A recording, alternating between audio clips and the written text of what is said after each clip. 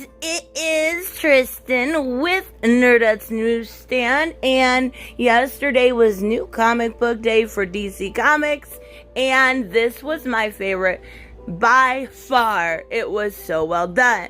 I want to go over DCeased Dead Planet.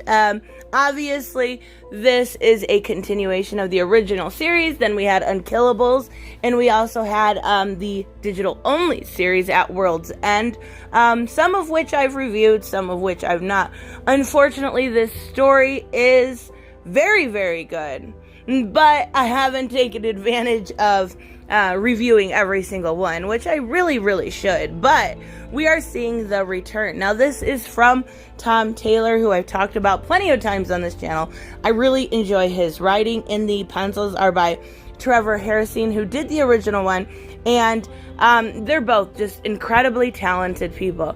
Trevor Hairsine has this very gritty way of doing his pencils that works absolutely perfectly for the Dead Planet. So let's take a look at this. Definitely my favorite of the week. So we see the fallen heroes from the beginning of DC's, right? We see Batman, we see Wonder Woman, who if you read the digital only series, you know, obviously, or Unkillables, she's still around, but she is infected with the anti-life equation. We have Victor, and we have Flash, you know, we have Superman, who we're going to talk about here in a little bit, Green Lantern, obviously all of the heroes that have fallen before, and they are saying, you know, we lost our whole world. We lost everything when the virus hit. And they're gonna lose more before it gets any better, right? So we pick up with Constantine at the Oblivion Bar. And the Oblivion Bar, I always kind of looked at it as a place that, you know, you couldn't get to unless you knew where it was.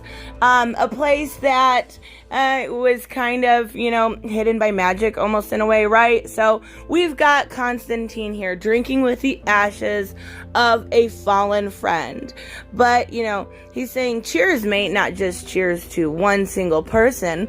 They are setting the tone up of, you know, who we've lost before. And so, you know, people new to this series won't, you know, expect to see them. We've got Barda in Mr. Miracle, and we've got Mr. Terrific, Blue Beetle, and Booster Gold, all of which, you know, lost their lives in the first little mini. And we have Zatanna opening up and coming in to see John, and I'm, you know, not exactly sure where they are going with this. So we see Victor, right? And this is kind of a flashback to the end of the first series. And we see Victor, you know, he said that there was a cure, and he was killed, right? He was beheaded, and we thought that was it, right? No one can hardly survive as a head unless you are already mostly robot. Then maybe there's a chance, and that's where we pick up 5 years later. And we see Victor trying to use any energy he has as a way to communicate that there is a cure and that this possibility exists of everyone infected can go back to a normal life. You could get a normal planet. Obviously, there are going to be 1,000 things along the way, but it's a start, right? So he finds basically a tracker chip that Batman put in him before, you know, he fell to the anti-life equation, and he uses his last bit of energy to kind of send a Morse code. He sends a signal out for the survivors of Earth 2, which we're going to talk about here in a second, and get their attention, right? So he sends that out. And normally, I would say it would probably be pretty messed up that Batman put a tracker chip in Cyborg, but in this instant it actually works out that it's not, you know, a bad thing. He actually can use it. So we see Earth 2. Now I want to be clear, this isn't a multiversal story. It is like Earth number 2 in the sense that it's the second Earth that they're living on. You know, the original Earth fell to the anti-life equation, so this Earth 2 is just like, oh, it's Earth also, or it's our new Earth. At first I was like, wait, this doesn't make any sense. but it does once I actually realize it wasn't a multiversal story. So we see the setup of the new heroes, right? We've got John as Superman after his father passed away. We've got Damian, which was just set up last week, and World's End when it comes to Batman, and we're kind of seeing them work together for the first time. Of course, we have Cassandra Sandsmark as Wonder Woman, and we've got Black Canary with the lantern ring. So what is she, like Green Canary now? I don't know, but we see that, John is doing very well with the mantle, just like his, father did. He did very well. Damian, a little bit more, edgy than Bruce Wayne would have been. He's a little bit more willing to hurt or kill, or, he basically doesn't have the same moral code as his father does, I guess is the best way to put it. So they do get in, and we see them kind of, I don't think this is going to be a big plot point. I think it's just showing that they have another planet, that they need refuge, they need, some sort of home, right? And they want to, make this their new home, and they need to talk with the people here. So we do see Lois, and I like a couple moments. There's some really good moments in here I'm going to talk about, but they do get this Morse code. They're back at the new Hall of Justice, and they get this this signal that Cyborg has sent out, and we see them all talking about it, and it ends up translating to JL, Justice League, right? He's calling for the Justice League. And everyone's kind of like, no, we just left that Earth. We know what's on that Earth. And especially Ollie, and he's saying, you can't, you got to vote on it. And that's exactly what they do. And it comes back unanimous, but we see John and his mother. And, he's saying it's weird that to be called Superman. And which I totally understand, because, we're going to talk about Superman here in a minute, but he was infected with the anti-life equation. He's still absorbing the sun. So I have a feeling we'll see that towards the end of Dead Planet. But I really like the motherly moment here where she's like, he's like, it feels weird being called Superman. She's like, well, then stop earning it. I really like that. What I love even more, and I love Ollie and Dinah together. Obviously, they are a really good relationship, because it shows, like, you don't have to have a perfect relationship to have a good one, right? And I love the little moments between them, and the way Allie kind of reacts to having, her having the Green Lantern ring, her having everything, right? And he's like, don't count me out. I helped, but he says he voted to go back to Earth, and he says, I couldn't vote otherwise when we have these kids willing to go and do that too. And he's calling her Queen Dinah Lance, and just being very, cutesy, playful with each other. I love their relationship in this. They did a really good job of setting this up. He's saying I'm formidable, calling her Pretty Bird. Like, I love the way they have these interactions. Well, she ends up giving him the God Sword, because she has the ring, she has these super strength, she has her canary cry where he doesn't have those things, and it's a very cute way that they do it. I like them. So we see basically the edge of the Green Lantern quarantine zone around Earth, and we catch up with Kilowog, and he is kind of just keeping an eye out on what's going on. We still have Superman, anti-life Superman, absorbing the sun. Like I said, that is going to, at least in my opinion, what, the sun cooling and Superman absorbing it is going to be what we head towards with at the end of this mini here. So we see Kilowog, there's something's coming. It's like danger, danger, danger. No! I was wondering when he was going to show back up. It's Crypto.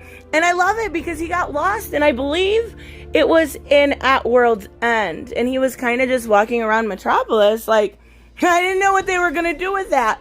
To put these two web these things, to put them together this well, I love it. I love that he showed back up.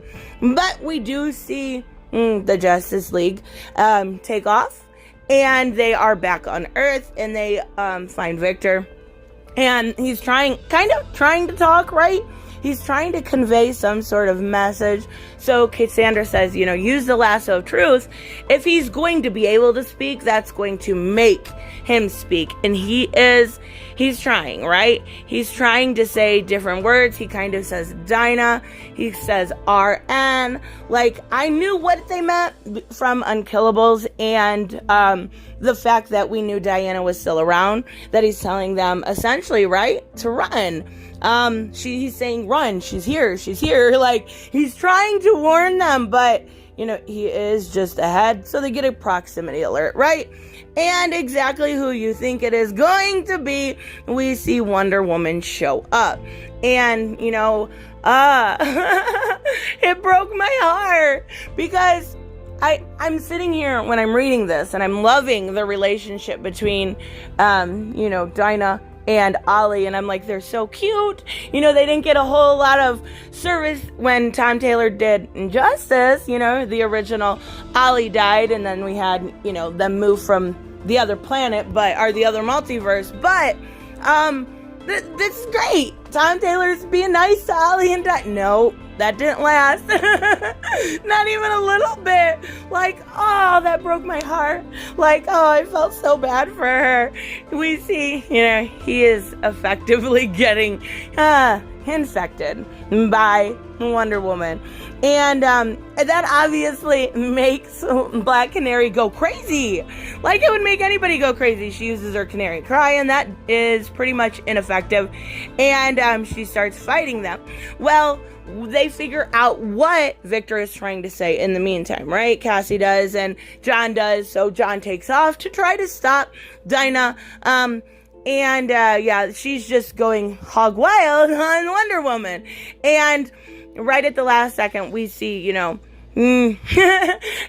jump in front of Wonder Woman, saying, stop, there's a cure.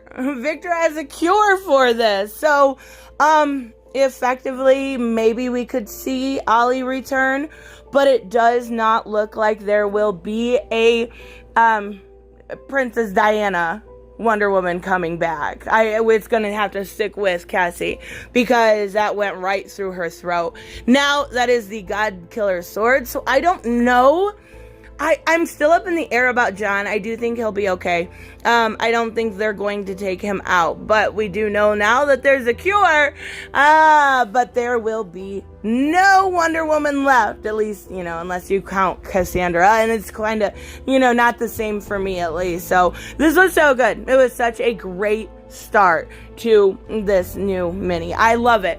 I absolutely love the way they did this, the way they intertwined things with the digital only, the way they brought things back from Unkillables and DCeased, and they put it all together in a nice little bow. I think Tom Taylor is super talented, and I think this is going to do really well. Like, this is already leagues above Marvel Zombies, which wasn't really that great anyways. And I was afraid that's the way this was going to go. Nope, not even a little bit. Absolutely on the recommend list. So let me know what you guys think if you read this week, if you enjoyed it, or if you didn't. And I will see you guys in the next one. Bye-bye. Hey guys, I want to give a huge shout out to my Patreon and subscribe stars. You guys literally make this channel possible. Huge thank you to Cage the Mick, Robert Mick Twiz, Black Knight Fool, Brucey, Chris Z, David L, David Rafford, Jeffrey Allen Carnes, Mighty Balls, Mike Buckner, Maizen Barbosa, Ruskar, Ryan Decker, Robert Hoffman, and Doc Holliday. You guys are absolutely amazing, and thank you so much for all your support. Don't forget on the way out to like as always if you enjoy the content, and hit subscribe. And I will see you in the next one. Bye-bye.